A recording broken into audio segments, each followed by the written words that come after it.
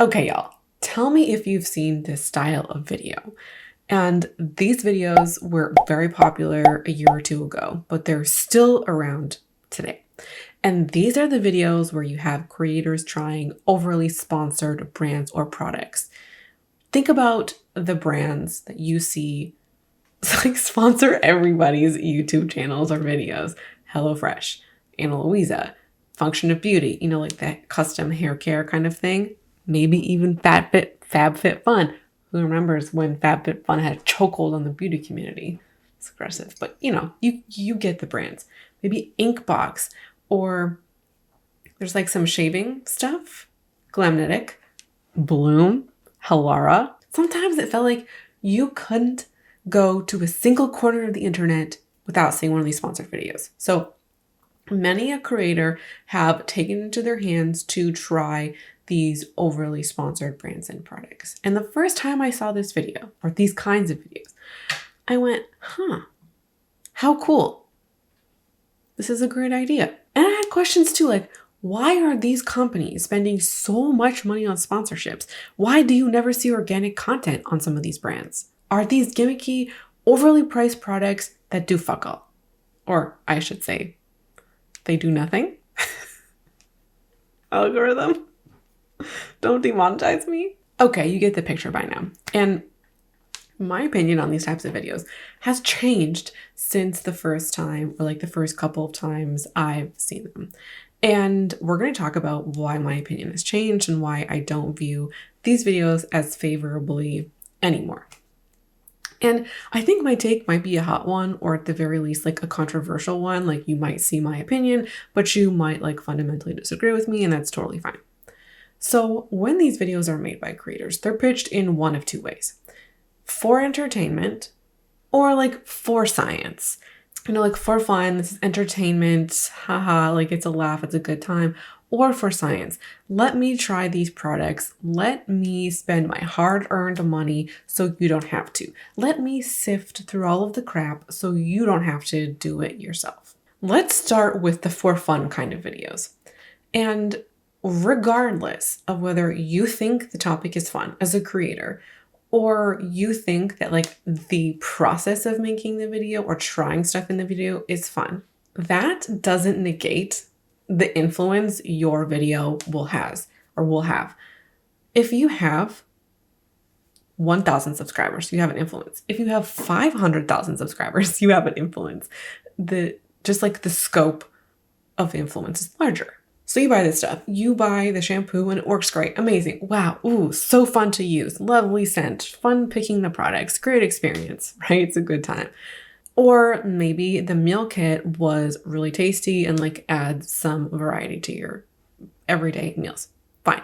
That's fabulous for you.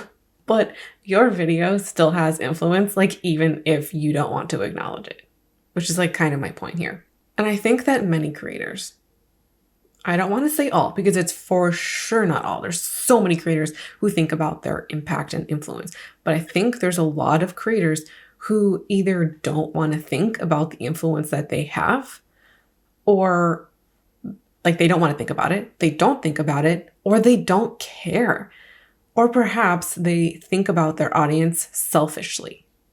Or maybe it's a combination of all of these things. Somebody might view their audience or their influence selfishly because it's like, what can my audience do for me? How can I make money off of this audience? And yes, you have a community that like might be thriving and you might love it, but you love the ability to work for yourself, for making money working from home, for having a relatively easy job. In my opinion, if a creator thought about the influence they have on their audience, besides how much money they can make from sponsorships and viewerships and all of that, some of these videos would not have been made. I don't think that this genre, people like would have made this maliciously. And I think some of the connections I'm making are like, you have to put some thought into it, But even like sponsored content, did you take 5 seconds?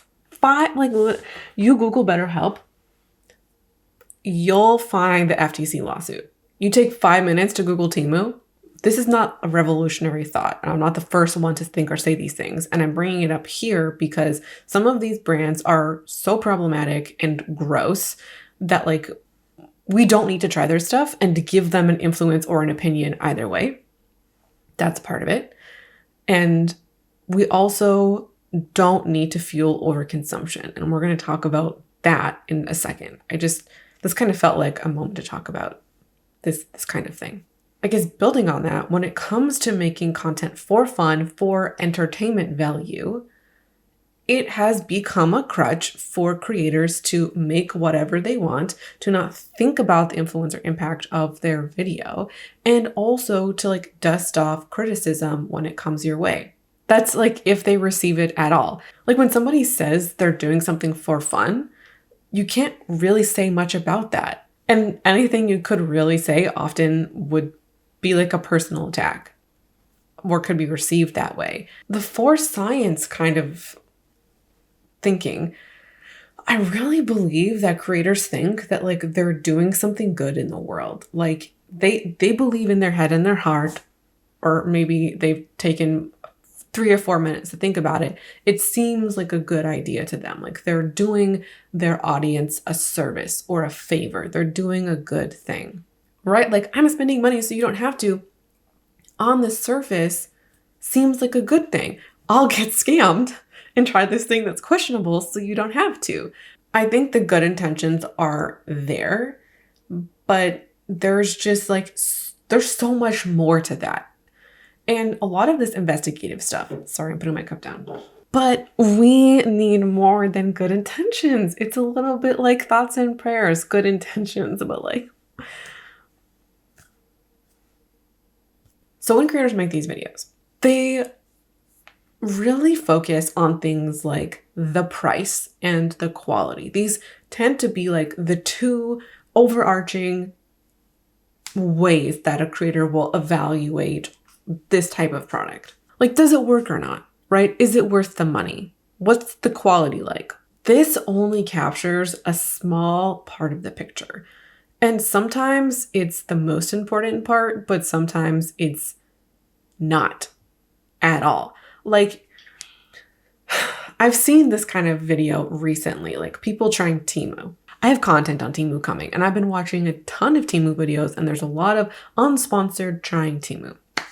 Girl, you know exactly what Temu is. You're getting things cheap, like cheap as shit. Cheap as, I don't want to say cheap as dirt because just like given the context of how things are made, that's like really demeaning.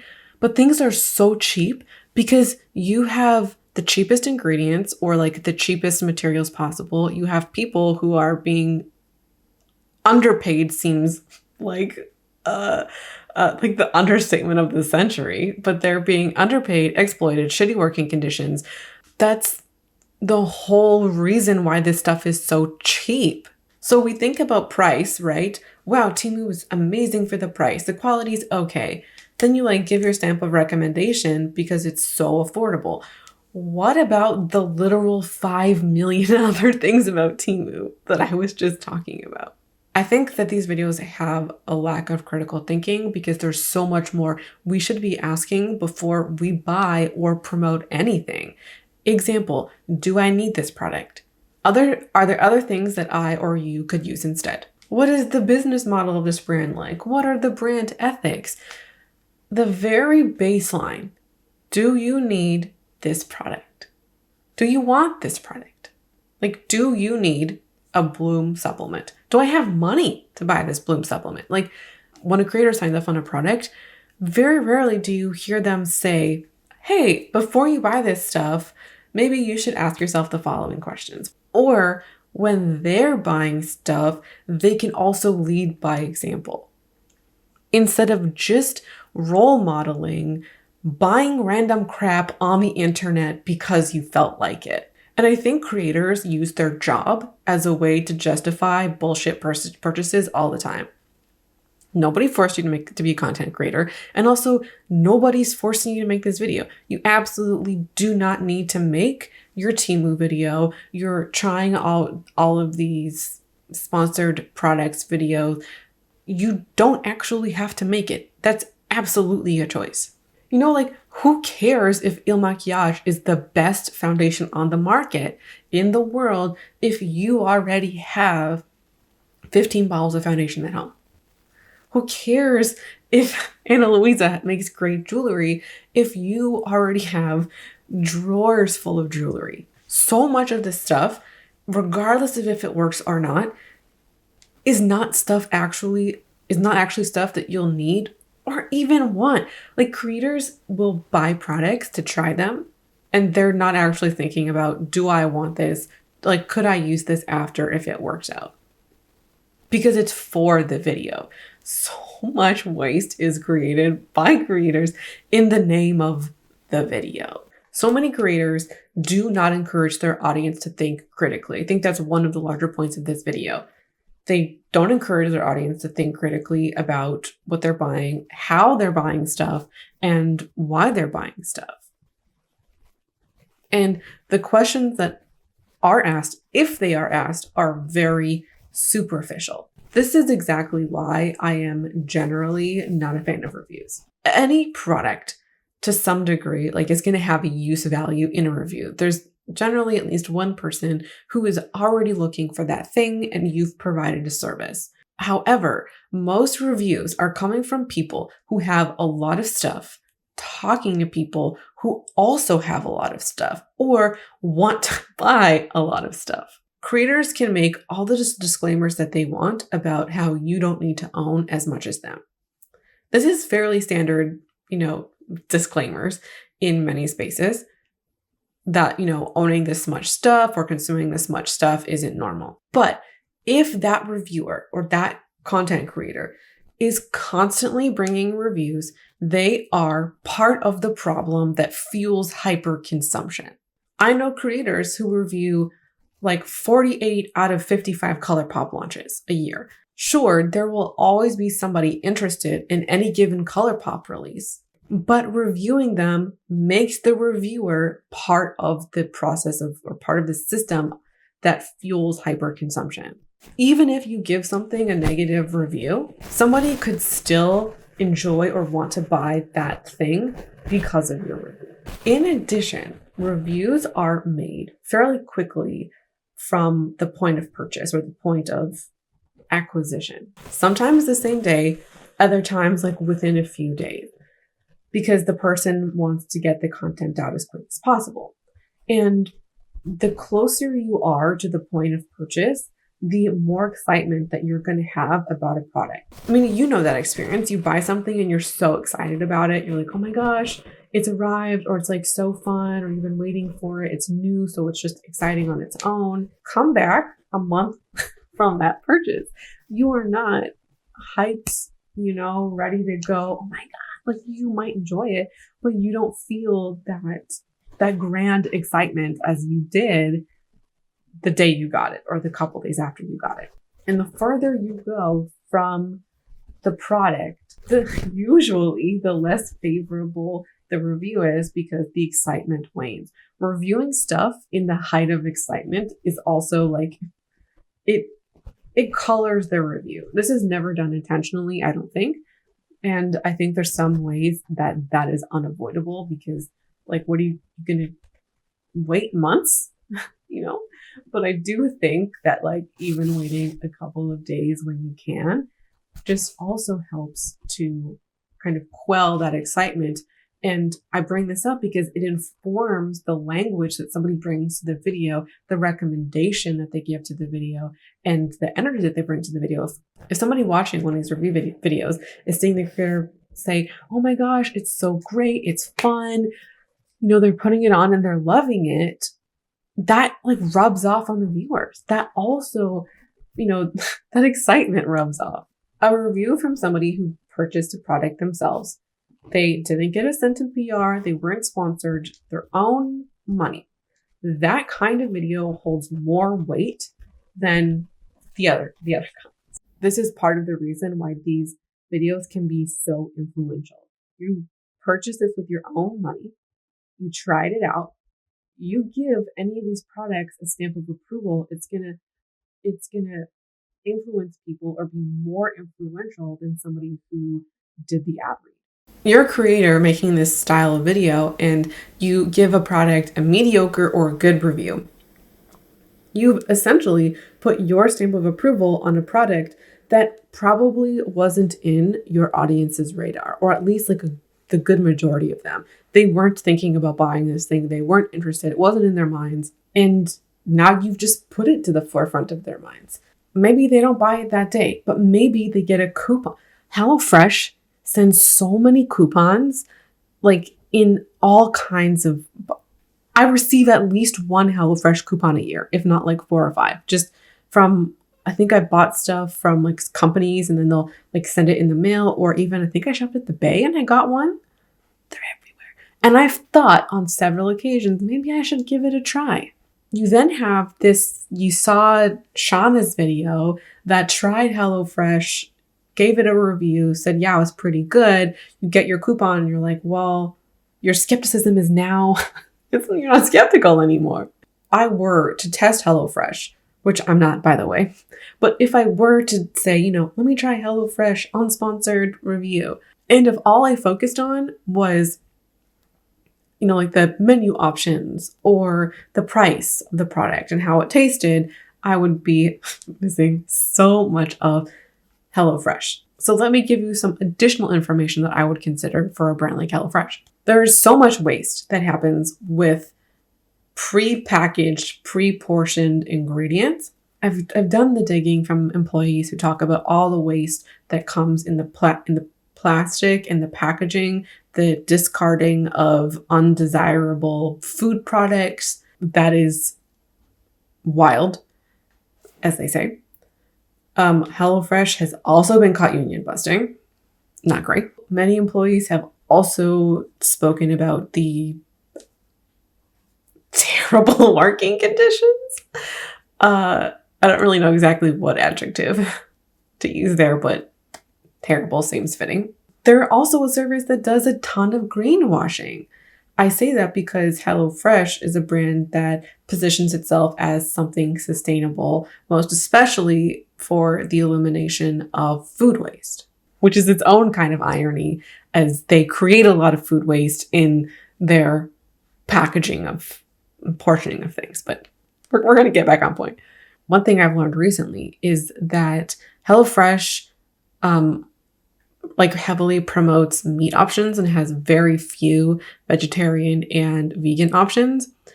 And when it comes to the climate crisis, it's factory farming and producing food for animals that has significant CO2 emissions. I think it's responsible for something like 49 to 51% of all CO2 emissions is coming from this industry. So in some ways, they're supporting and promoting one of the most polluting industries. These meal kits are also fairly expensive. So if I were making a review, I would also personally talk about budget and whether or not this would actually provide a service in your life or my life. Would I be, let's say, financially better off going to the grocery store and buying food or getting this service? Do I have extra disposable income to have these kinds of services, and could it fit into my budget? I would have that kind of conversation. There are also folks who've talked about how most especially disabled folks and folks who are having mental health issues, they've talked about how great this service is for them, that having their meals not just delivered to them, but also pre-portioned is, makes cooking and preparing significantly easier and less stressful. And I've also heard from a number of folks who've been struggling with their mental health. They've said that they have struggled to get up out of their bed, go to the grocery store, let alone, cut up vegetables or whatever to prepare a meal. You have something that's in a box. It's basically a meal in a box that takes out so much of what is making cooking unattainable at the moment. I've been thinking a lot about the climate crisis and more specifically overconsumption and hyperconsumption. And I don't want to go around yelling at people or making videos where I'm just screaming at people. But I think what we can do is make more responsible content. Content that encourages thoughtful and considered spending, that also encourages critical thinking. We can encourage people to think about the life cycle of their items, where their items are from, the packaging, the material, sustainability, and overconsumption. We can integrate these things into our content in small ways. It's so easy for a creator to start saying things like, hey, do you need this? Like, let's think about whether we need this. Can we just do that? From me to you, can we do that? Who cares if Halara has super cute, cheap workout clothes if you already have 10 tank tops? Do you need another tank top? No. See how easy that was? Like, we can have that kind of thinking in videos and role modeling this kind of thinking as creators. Hi, besties. I am editing this video back and I have a couple of things to say because the things I've suggested in this video that other creators can do is the equivalent of the bars on the floor, right? Like, I'm asking for very, very little. And you might say, and perhaps other creators would say, I don't want to do this. If a creator is disinclined to help you shop more consciously or sustainably or ethically, or a mixture of all of those things, there's a reason for that. Creators want you to buy more stuff because they have a vested interest in getting you to buy more stuff. They make more money either through overt ways like sponsorships or through like you clicking their link, or perhaps maybe less obviously or less overtly through watching their content and watching their hauls. They benefit from you over consuming. They benefit from you to continue to declutter your stuff. So while I'm not here to tell you who to watch or like what standards to have, I would suggest being cautious of anybody who is disinclined to do some of the basics that I've mentioned. Or if you in your head or think like, oh, this person would never do it. I know many a creator who would absolutely not want to change their content because they like what they're doing. And they are placing their own personal money making over their audience, the planet, like a million other things. That's it. We don't need to make every video that pops into our head. We can choose not to. And guess what? Some creators are just so big that they could make literally anything and people would watch, which is also kind of the point. When you can make any kind of video and you can still make money and you can still have an audience, why do we do this? Like, we don't need to promote overconsumption. We don't need to be part of the problem. I'm not trying to call creators horrible people either. I just think that there's so much content that promotes overconsumption as it is. We don't need more of it. We don't need more content that encourages people to buy more stuff, that doesn't think critically about purchasing or shopping. Like, we don't need more of that. So much content already just keeps people in this perpetual state of consumption. Like, we can do better. We can offer better content.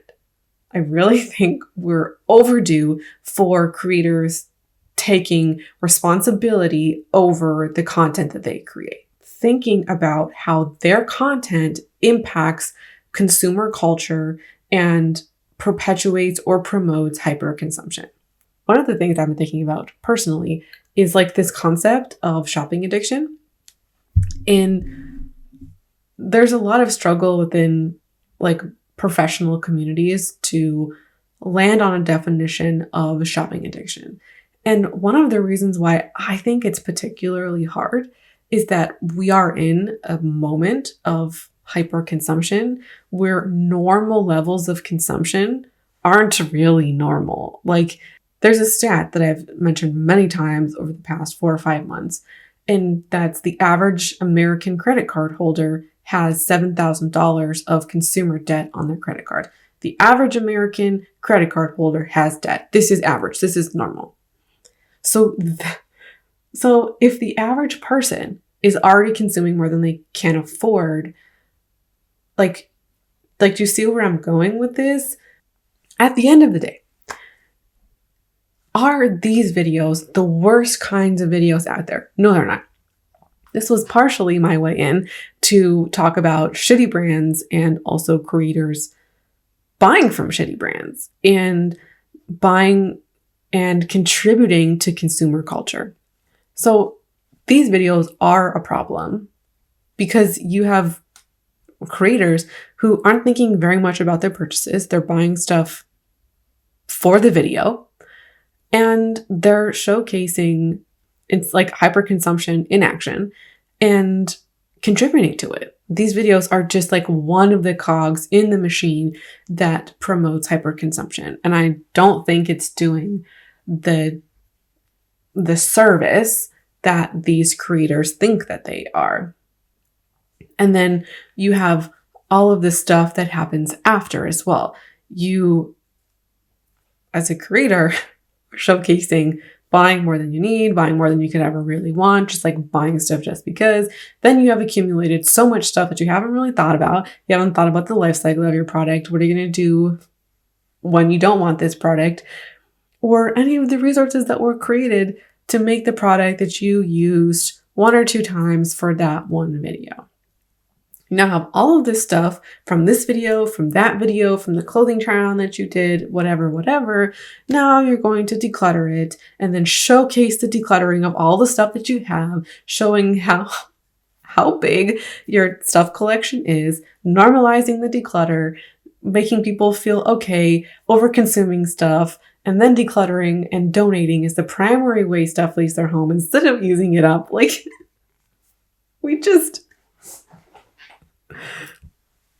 that's my point. So that's my point. That's the video. That's the take for today. I would love to hear your thoughts on this kind of content and what I've had to say here. I have more content coming your way about topics like Temu and also topics like the buy and declutter cycle and perhaps how to declutter more consciously, mindfully. More of that kind of good stuff. I hope you enjoyed this video. I hope you'll stick around for more fun, exciting content, and I hope to see you again around here soon. Thank you for watching. Bye.